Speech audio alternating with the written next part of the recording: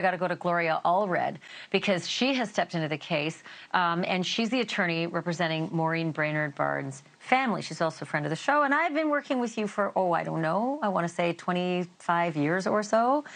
It's nice to have you, Gloria. How is the family of the Brainard-Barnes family clan? How are they doing? Well, this has been a very, very challenging time for them. As you know, I represent Nikki, who was 7 years old when her mother was, murdered, and she had disappeared. Actually, when she disappeared, I think she was 7 years old, and her body was not discovered. Maureen's body was not discovered for 3 years after that. And she spoke today, Nikki, for the first time to the press, and she said, how her mother used to read to her every night, and she missed the sound of her mother's voice, and she hasn't been there when she needed her, and she needed her so much when she was growing up, and she just has never stopped missing her. And it's just heartbreaking because I can see she's lived with this, Nikki, for so many years, and now is the first time that she has actually spoken publicly about this. So that visual, also her sister. Representation, Gloria, I was just going to say the visual representation, when you say it that way, she was 7 when her mom went missing, and there she was, a grown woman, speaking at the microphone. That really sort of puts it into perspective. I do want to ask, though, I always look at victims, and their lawyers are typically the prosecutors. And there's Gloria Allred, a famous, American attorney. And the first thing that comes to my mind is there's got to be a wrongful death suit coming. There's got to be some kind of civil action. Is there? Not necessarily. And because I'm glad you made that point, because often victims think they are represented by prosecutors, but that's not true. That really makes a very big difference in any criminal case, because what victims should know is that prosecutors represent the people of the state of New York or the state of California, whichever state they live in. And they do not represent victims. They act as though, I'm not saying in this case the prosecutors act as though he is their attorney, but in many cases prosecutors act that way.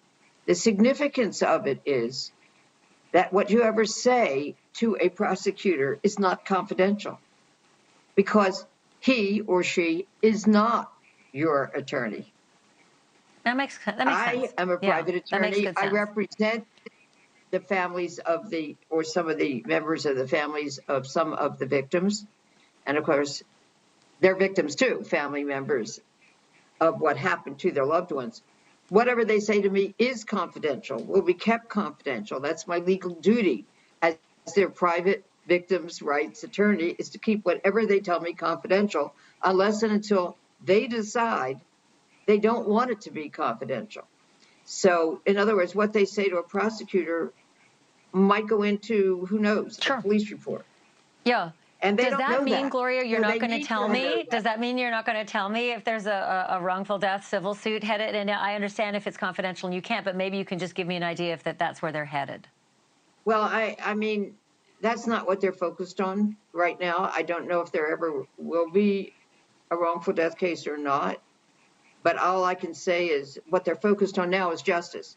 And what they're focused on now is learning the truth of what happened. Why, for example, does the indictment in reference to the defendant about the death of Maureen, why does it say she was restrained by 3 belts? And I think at least one of them, the allegation may be that the initials on at least one of the belts are potentially the initials of Rex Heuermann's father. And also, it's just horrific to me that she apparently was restrained by 3 belts and ultimately put into a burlap bag. It's just horrible. Maureen was the first victim that they found. But And I will say Now this, that there all of it is devastating. And she may not be the last. and we're waiting on that, right? We're at 4. Who knows if there'll be more? I always feel that you're right, justice first, but then justice can take many forms, and sometimes a civil wrongful death case is just as good in terms of justice. You can just ask Nicole Brown Simpson's family about that. I'm going to have you back when you are able to speak a little more freely about that, and I appreciate you taking the time. I know the weather's terrible, so thanks for doing this, and it's good to see you again. You look great.